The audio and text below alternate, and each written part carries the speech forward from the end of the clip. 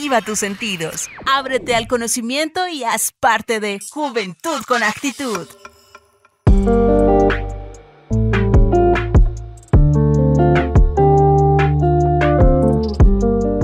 Bueno, jóvenes con actitud, ha llegado el momento de empezar a conversar con los expertos y sobre todo con los invitados.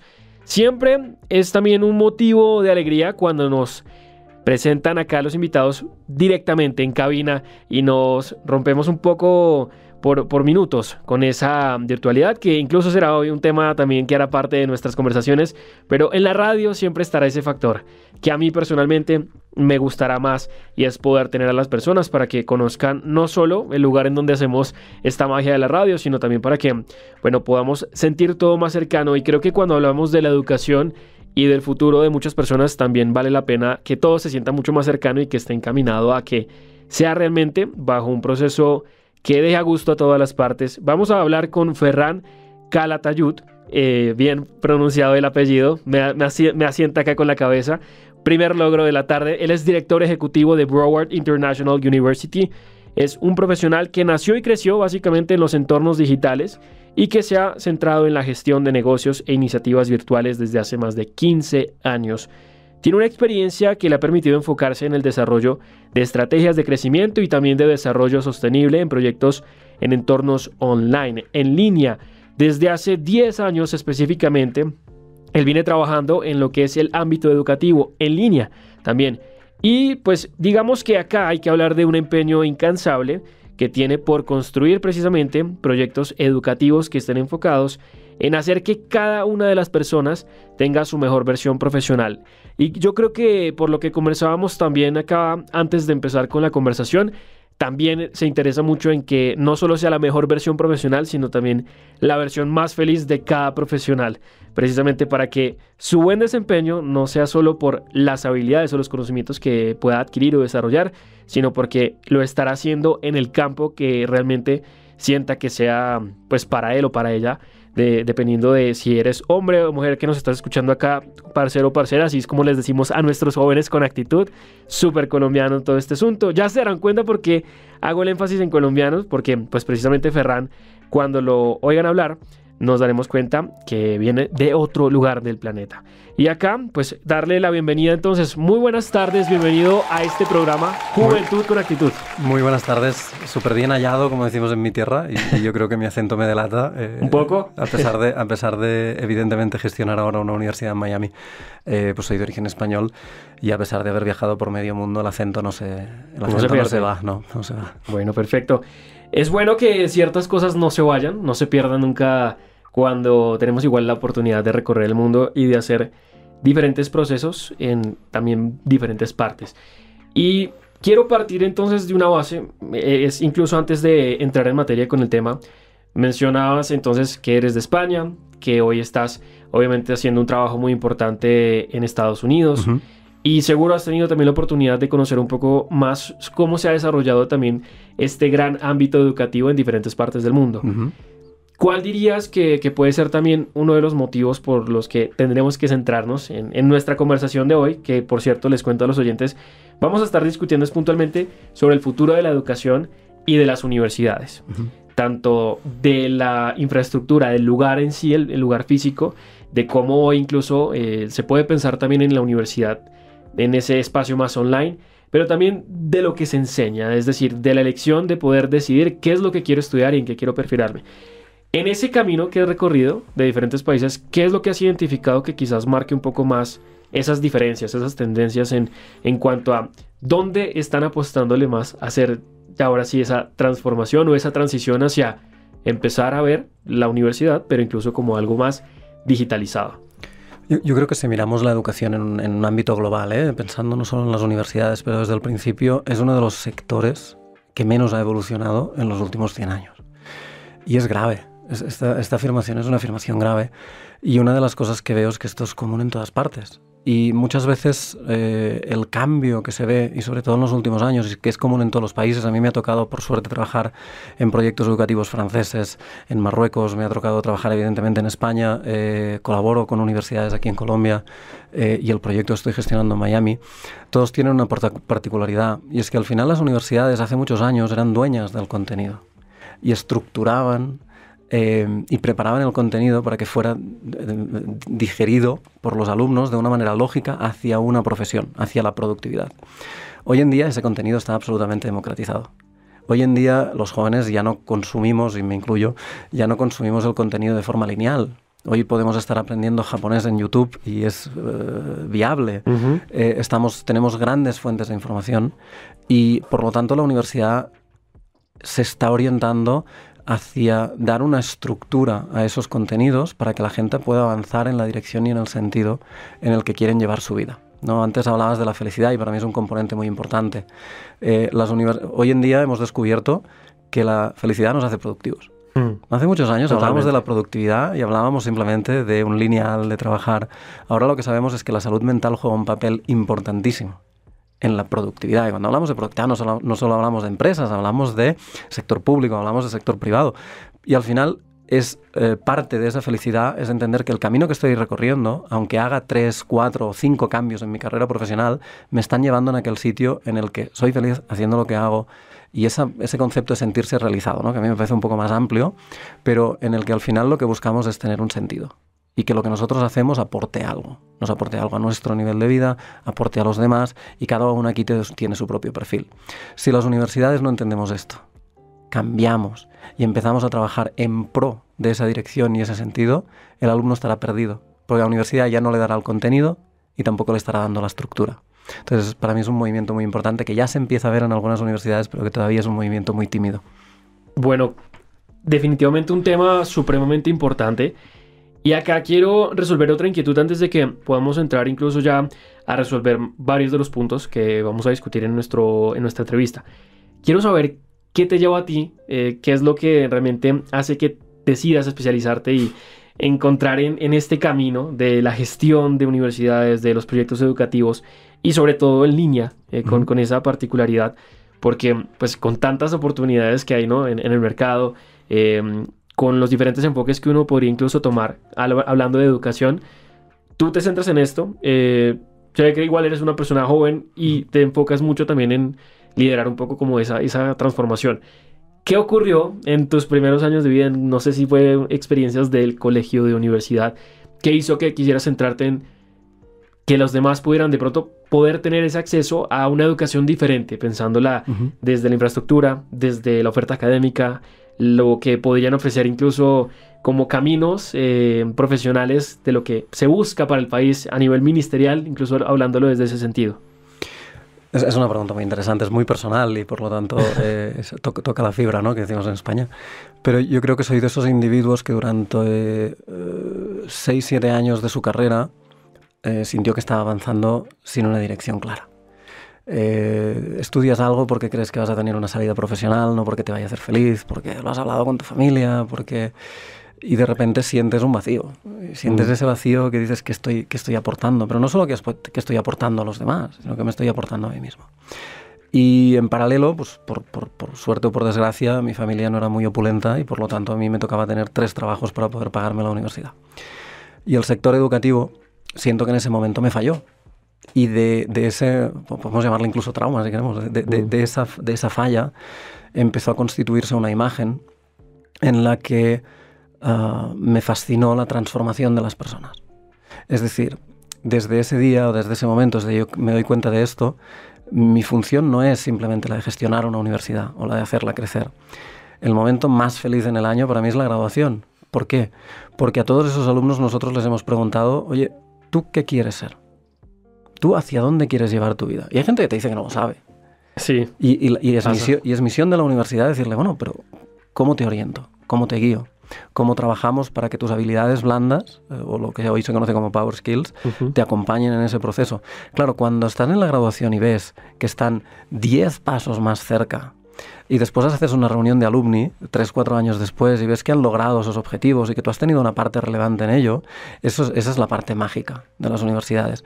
Pero siempre y cuando lo enfocamos desde el punto de vista de la transformación.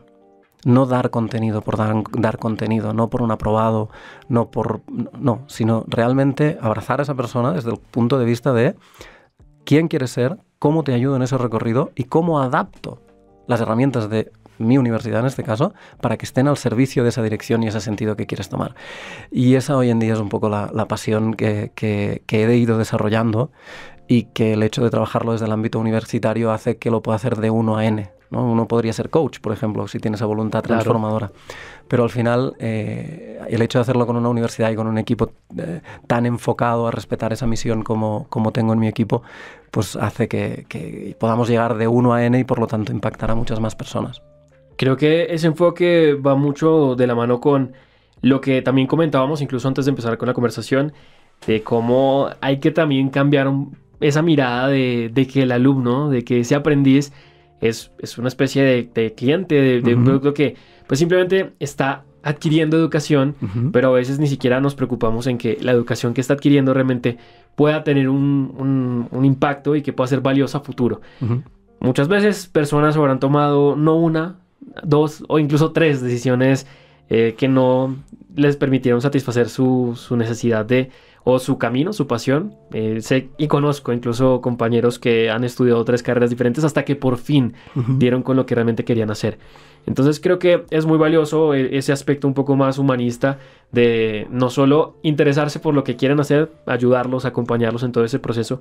Y me quiero centrar en algo muy importante y es precisamente pensando en eso, en que sea algo en donde puedan estar acompañando todo el proceso, no solo, bueno, ya te registraste, cursa toda la universidad y nos vemos cuando te vayas a graduar.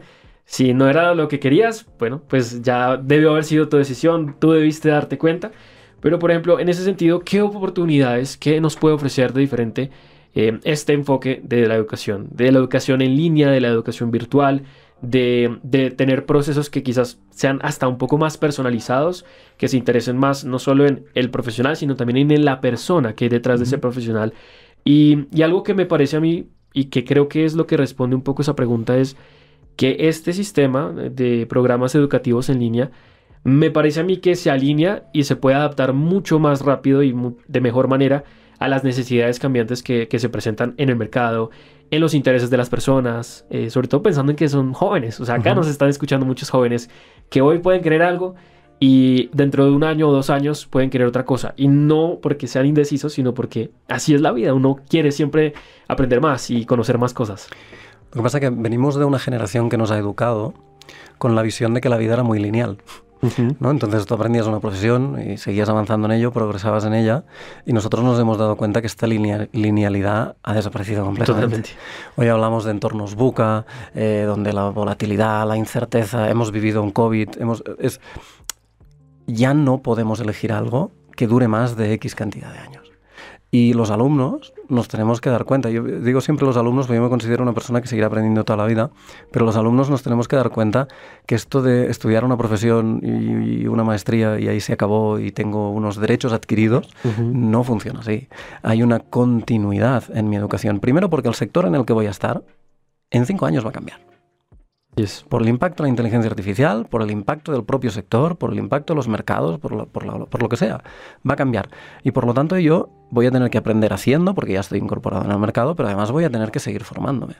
Entonces, este cambio de paradigma tan importante en el cual había una linealidad que ahora ha desaparecido, hace que pues, las universidades nuevamente nos tengamos que adaptar, pero sobre todo que entendamos que un alumno puede cambiar 3 veces de rumbo. Y no es un problema, no es un error, porque básicamente se va a constituir a sí mismo como un profesional completo. Lo que sí es cierto es que hablábamos antes de que las universidades ya no somos dueñas del contenido. Lo importante aquí es que seguimos siendo las instituciones que tenemos mayor capacidad de éxito en estructurar, ordenar y dar ese contenido de forma exitosa.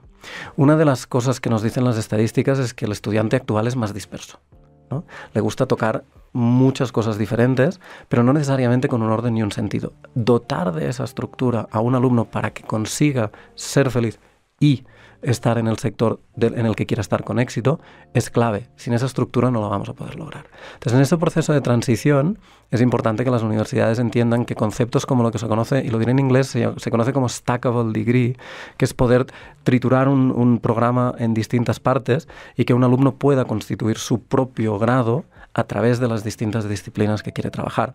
Evidentemente hay profesiones que no van a poder hacerlo y especializaciones médicas son especializaciones médicas. Totalmente, y sí. por suerte cada vez serán más profundas las especializaciones médicas. Pero en el ámbito de los negocios, por ejemplo, pues una de las decisiones de las cuales estoy más orgulloso del último año es el hecho de haber transversalizado todo lo que es la parte de inteligencia artificial. Hoy en día ya no podemos tener alumnos que no sepan manejarse bien con inteligencia artificial en el mercado laboral. Esto está costando en algunas universidades. Las universidades, muchos partners con los que hablamos nos dicen, ostras, pues todavía estamos en una fase de prohibirlo, porque claro, es que pueden copiar, y si el escrito que nos están haciendo es de ChatGPT y no de... Entonces, de alguna manera nosotros lo que estamos intentando, y antes me has llamado joven y te lo súper agradezco porque la mentalidad que tengo es de joven. Claro. Una de las cosas que estamos intentando es abanderar este cambio y decir, oiga, es que la inteligencia artificial no la podemos elegir. La inteligencia artificial está ahí. Y los alumnos la usarán. Y van a ser eternamente más inteligentes en ámbito digital de lo que lo serán nuestros docentes. Oye, pues capacitemos a nuestros docentes para que sean capaces de ayudarlos y de acompañarlos, no de prohibírselo.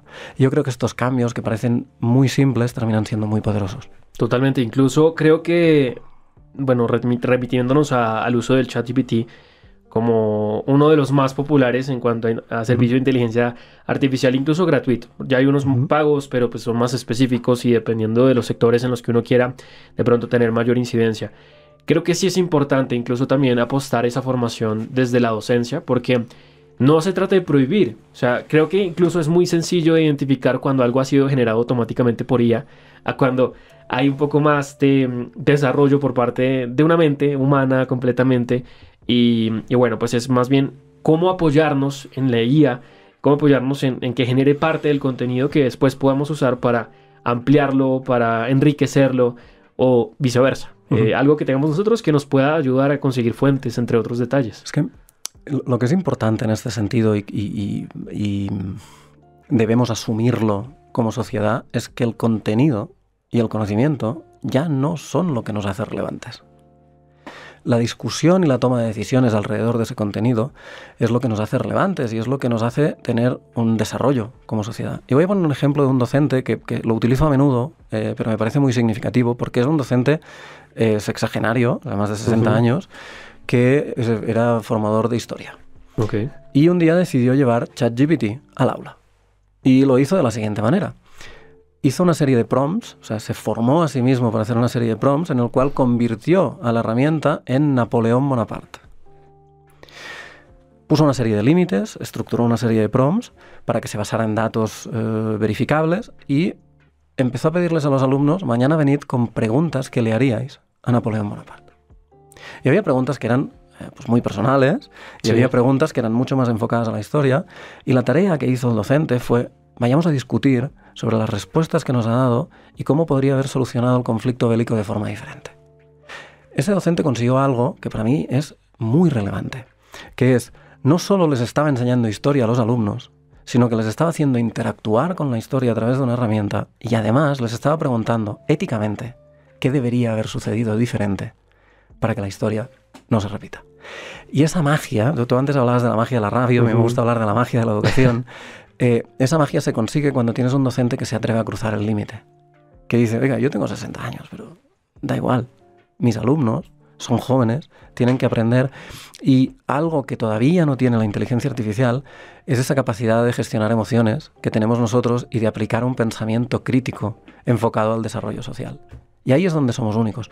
Y por lo tanto tenemos que empezar a pensar en universidades más enfocadas a la discusión y al desarrollo que a la difusión de contenido. Y esa para mí es la clave.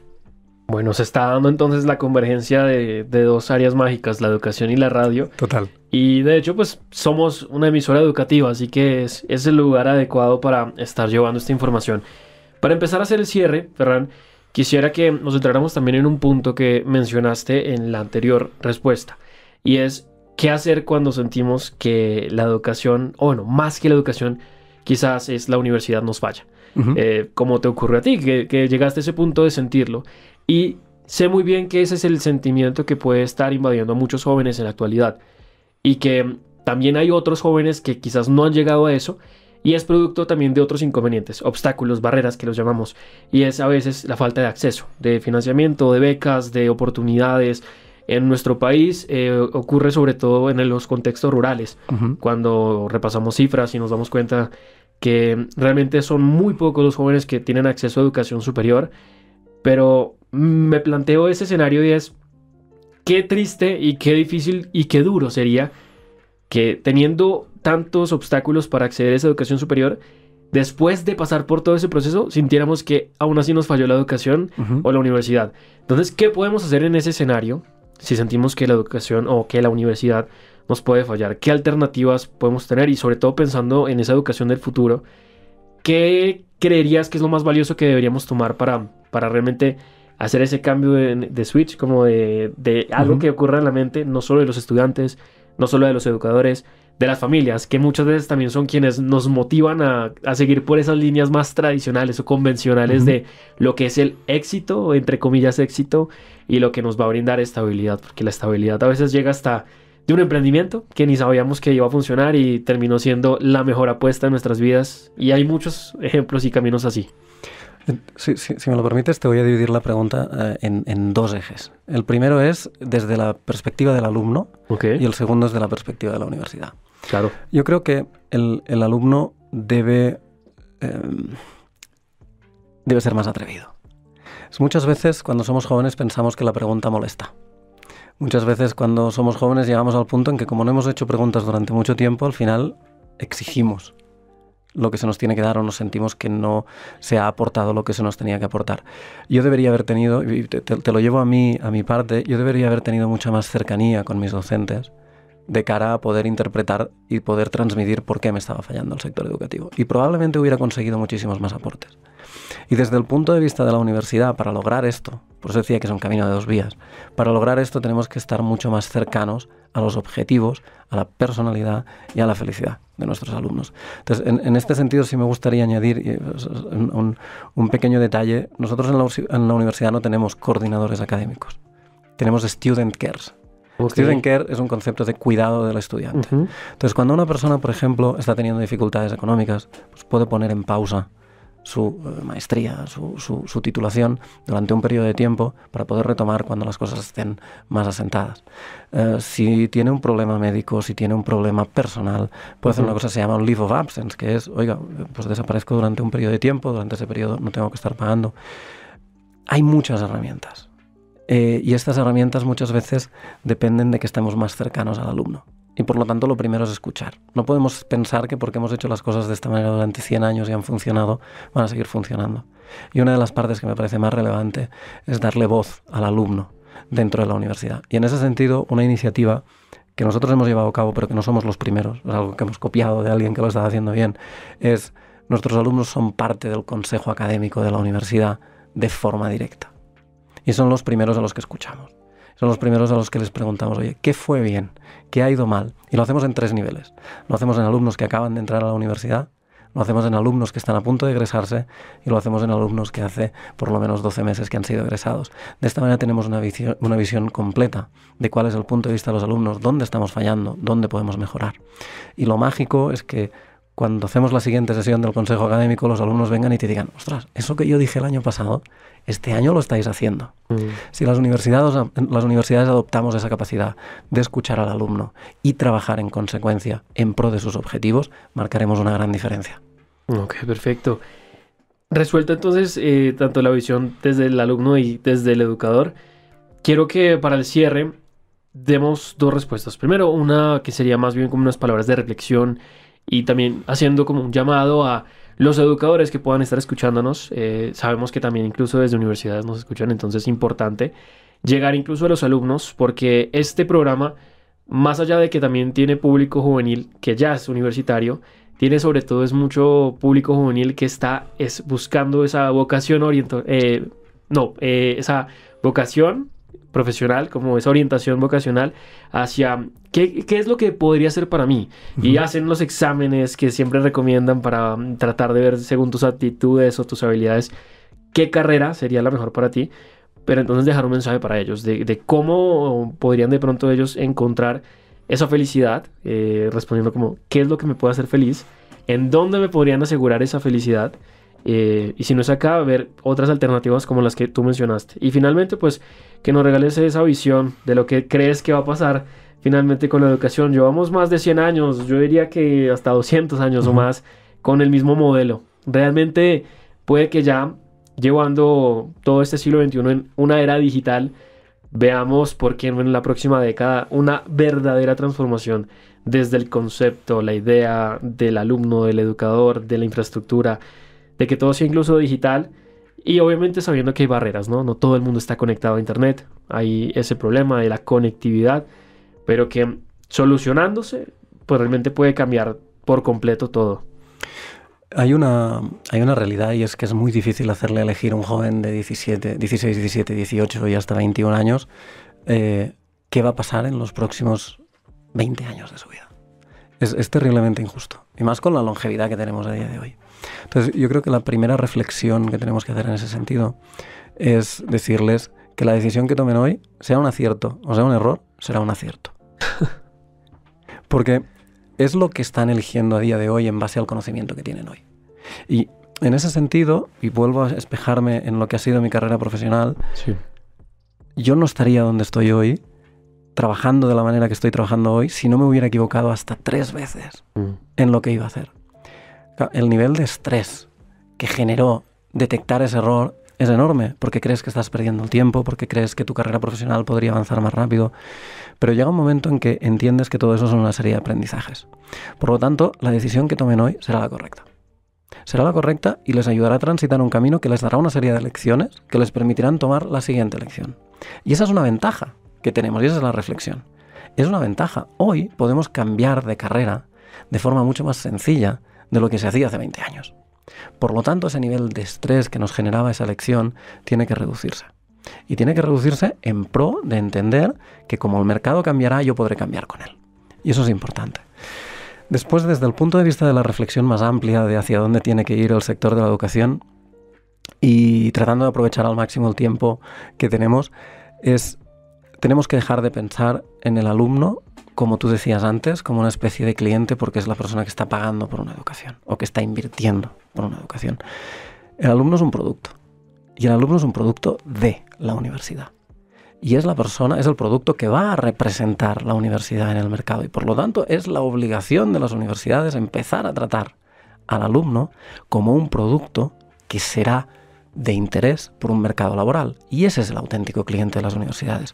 Si somos capaces de hacer ese switch y lo aplicamos a la investigación, lo aplicamos a la transformación del alumno, lo aplicamos en todas las líneas universitarias que conocemos, vamos a lograr marcar una diferencia enorme, porque habremos perdido de vista que lo importante es el contenido y nos habremos dado cuenta finalmente que lo importante son las personas y el proceso de transformación que hacemos sobre ellas. Completamente. Quiero abogar rápidamente por un punto antes de cerrar la entrevista.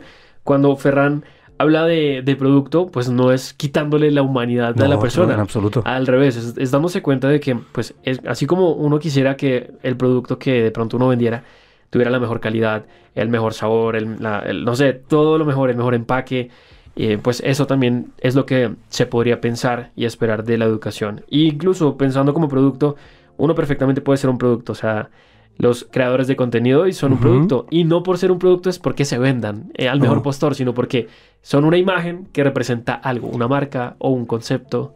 Sí, lo podemos plantear desde una perspectiva menos de producto, que como dices puede llevar a una connotación de venta, pero sí lo tenemos que analizar como una materia prima.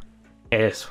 Esa materia prima requiere de una serie de herramientas que tienen las universidades para pulirla y convertirla en una materia definida que le aporte esa felicidad que hablábamos al principio y que le aporte esos ingresos que al final la vida profesional nos tiene que aportar para poder vivir dignamente y poder vivir con calidad. Entonces estoy completamente de acuerdo contigo. A veces la palabra producto suena fuerte, pero sí que es verdad que el alumno no deja de ser algo que vas puliendo, que vas trabajando y por lo tanto sí lo podemos interpretar como una materia prima en la que hay que trabajar para convertirla en aquello que él quiere ser o ella. Eso es lo importante.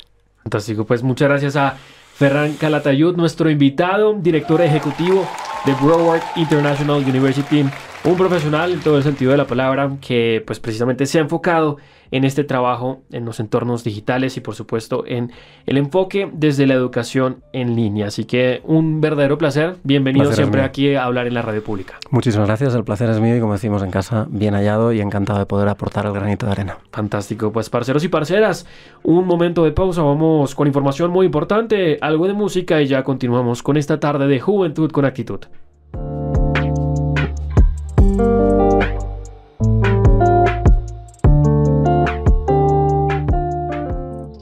Estás escuchando Juventud con Actitud en Exploremos.